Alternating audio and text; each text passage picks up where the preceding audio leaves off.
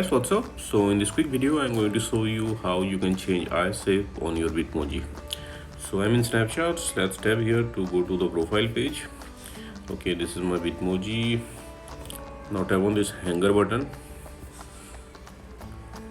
Okay, this is the bitmoji editing page. Here on the bottom, slide right until you see this eye. Tap there. Okay, these are the eye shape you can choose from.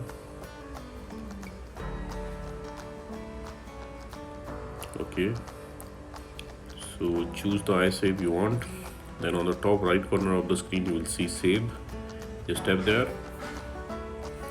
Okay, and that's it. So that's it guys. Likewise, you can change your eye shape on your bitmoji. So thanks for watching the video guys. See you in the next video.